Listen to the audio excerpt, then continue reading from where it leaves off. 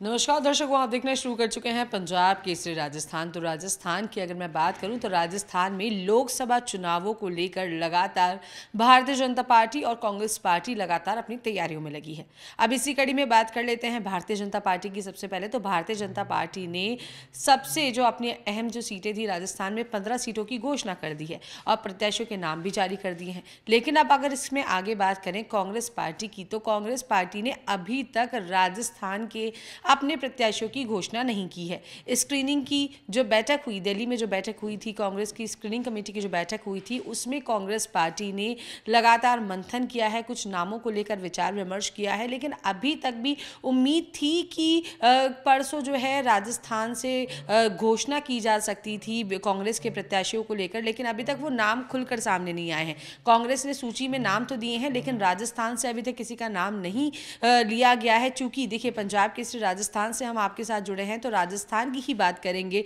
तो कांग्रेस लगातार जो है मंथन कर रही है राजस्थान में किन कांग्रेस के जो लोग हैं उनको उतारा जाए, किन प्रत्याशियों के नामों की घोषणा की जाए। तो अब सबसे बड़ी अहम बात अगर मैं करूं तो लगातार चर्चाएं बनी हुई हैं कि कांग्रेस पार्टी जो है, यानी कि पूर्व मुख्यमंत्री जो रहे हैं अशोक गहलोत, इस बार आरएलपी के साथ में गठबंधन की सरकार बना सकते हैं। गठबंधन की सरकार की बात करूं तो हनुमान बेनीवाल को साथ लेकर वो आगे चल सकते हैं, क्योंकि इसमें भी दो अपने अलग अलग मायने हैं। क्योंकि देखिए कि अशोक गहलोत के पुत्र हैं वैभव गहलोत, और वैभव गहलोत को वो जोधपुर से प्रत्याशी के रूप में इस बार के लोकसभा चुनावों में उतारना चाह रहे हैं। लेकिन उसमें आप देखेंगे कि अगर हनुमान बेनीवाल का साथ अगर मुख्यमंत्री अशोक गहलोत यानी कि कांग्रेस सरकार को मिल जाता है, तो जोधपुर से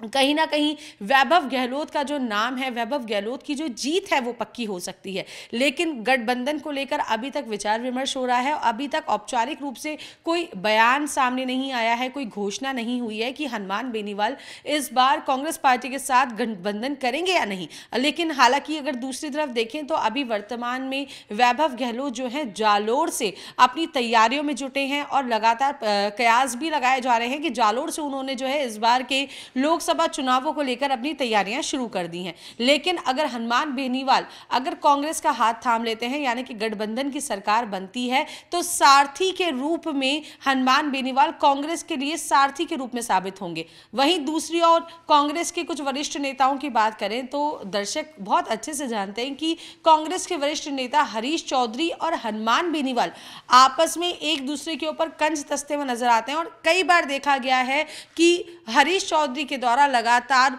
हनुमान बेनीवाल पर तंज भी कसे गए हैं, और हरीश चौधरी स्वयं भी नहीं चाहते हैं कि कांग्रेस में आरएलपी जुड़े या गठबंधन की सरकार बने और हनुमान बेनीवाल का साथ जो है कांग्रेस पार्टी को मिले। लेकिन अशोक गहलोत कहीं ना कहीं इस तैयारी में लगे हैं, इस प्रयास में लगे हैं कि क्योंकि विधानसभा चुनावों के बाद में जिस तरीके से कांग्रेस को मुंह की खानी पड़ी या जो हार का सामना करना पड़ा, उसके बाद अब राजस्थान में लोकसभा चुनावों में किसी भी तरीके से कांग्रेस नहीं चाहती है कि इस बार कांग्रेस हारे। क्योंकि 25 के 25 सीटों की बात करें तो कांग्रेस अपनी पुरजोर तैयारियां कर रही है कि इस बार कांग्रेस को किसी भी तरीके से राजस्थान में परचम लहराना है। लेकिन उसके लिए हनुमान बेनीवाल का साथ कहीं ना कहीं कांग्रेस के लिए अब बेहद ज़्यादा ज़रूरी होता सामने आ रहा है। अब बात कर लेते हैं हरीश चौधरी की। तो हरीश चौधरी और हनुमान बेनीवाल की लड़ाई किसी से नहीं छुपी है और वो खुलकर एक दूसरे के ऊपर तंज कसते हुए नजर भी आते हैं। तो चलिए आप बढ़ते हैं आगे। कांग्रेस की हम बात कर रहे थे। अगर सबसे अहम जो बात है, जैसा कि आप स्क्रीन पे भी देख रहे हैं कि बीजेपी ने जो अपनी लिस्ट जारी की थी, बीजेपी ने नागौर की जो सीट है वो सबसे ज्यादा अहम बताई जा रही है। तो नागौर से ज्योति मिर्धा को इस बार भारतीय जनता पार्टी ने मौका दिया है। लेकिन आप देखेंगे कि भारतीय जनता पार्टी ने कांग्रेस से जो है अभी जो लगातार लड़ाई जो जारी है, एक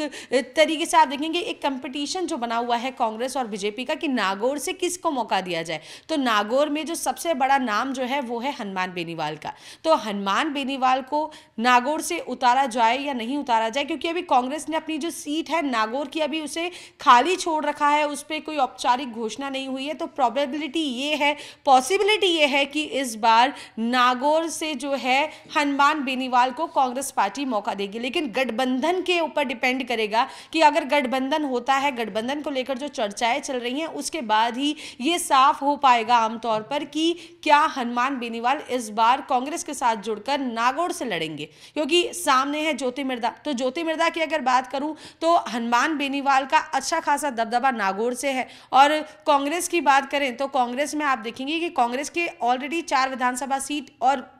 विधायक जो हैं अभी नागौर से हैं। अगर उसमें मैं बात करूं विधानसभा सीटों की तो आप देखेंगे कि नागौर तो एक खुद है ही, साथ ही साथ मकराना की बात करें या मैं बात करूं पर्वतसर की या लाडनू की, तो ये जो 4 ऐसी सीटें हैं तो वहां पे लगातार जो है कांग्रेस के जो कार्यकर्ता हैं वो एक कोशिश कर रहे हैं, अब लगातार अपने जो कार्यकर्ताओं से संपर्क साधने की कोशिश कर रहे हैं कि इस बार के लोकसभा चुनावों को लेकर क्या तैयारियां चल रही हैं, उस पर भी वो लगातार काम कर रहे हैं। लेकिन अब ज्योति मिर्धा की बात करें तो बीजेपी ने इस बार हारने के बावजूद भी ज्योति मिर्धा को एक बार मौका दे डाला है और उन्होंने इस बार उन पर विश्वास जताया है। और ज्योति मिर्धा को लेकर अगर हम बात करें तो ज्योति मिर्धा को हराने के लिए जब चुनाव हुए थे पहले, जब ज्योति मिर्धा 2 बार हारी, तो आप देखेंगे इनडायरेक्ट रूप में ज्योति मिर्धा को हराने के लिए आरएलपी ने अपना जो है कोई प्रत्याशी तो नहीं उतारा था, लेकिन हनुमान बेनीवाल ने हितेंद्र को जो है कहीं ना हितेंद्र मिर्धा को अपना पूरा समर्थन दिया था। बात कर लेते हैं ज्योति मिर्धा की, तो आरएलपी का गठबंधन होगा या नहीं होगा कांग्रेस के साथ में, ये तो निर्भर आगे करता है नहीं करता, ये बात की बातें हैं। लेकिन उससे पहले अगर बात करूं ज्योति मिर्धा की, तो पहले जो चुनाव हुए थे उसमें आरएलपी ने अपना कोई प्रत्याशी ज्योति के सामने नहीं उतारा था, लेकिन कहीं ना कहीं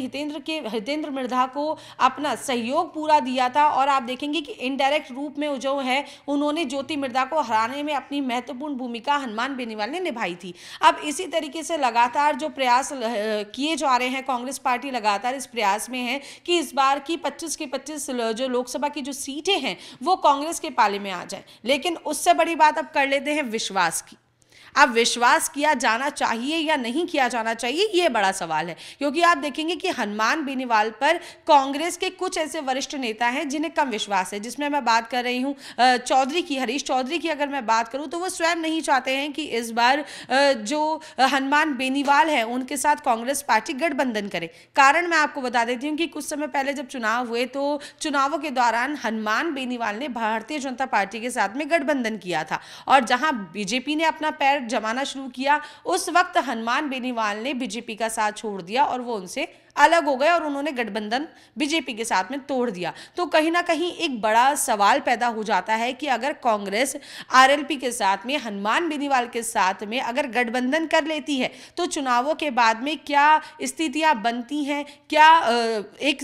रूपरेखा बनाई जाएगी और क्या सीटें जो हैं इस बार सामने आने की बात होगी, कितने लोग कांग्रेस के पक्ष में रहेंगे। उसके बाद क्या हनुमान बेनीवाल, जैसे उन्होंने भारतीय जनता पार्टी का हाथ पहले छोड़ दिया था गठबंधन के होने के बावजूद भी और बीच में गठबंधन को तोड़ दिया था, तो क्या इस बार हनुमान बेनीवाल कांग्रेस के साथ भी ऐसा कर सकते हैं, ये बड़ा सवाल है। लेकिन कहीं ना कहीं अशोक गहलोत जो है, जैसा कि हमेशा सुर्खियों में रहते हैं कि उनका ये मानना है, चाहे वैभव गहलोत की आरसीए को लेकर मैं बात करूं तो राजस्थान में जिस तरीके से आरसीए को लेकर घमासान जारी है, तो उसी तरीकों को बात भी आई है, कई बार सामने चर्चाएं भी रही हैं कि वैभव गहलोत के ऊपर अपने पिताजी का हाथ हमेशा से रहा है, तो इस बार वही पिताजी एक बार फिर से अपने बेटे को जंग में उतारने की तैयारी कर रहे हैं। कहने का मतलब ये है कि जोधपुर से वो प्रत्याशी के रूप में अपने पुत्र वैभव गहलोत को उतारने की तैयारी कर रहे हैं, जिसके लिए उन्हें सारथी की आवश्यकता है।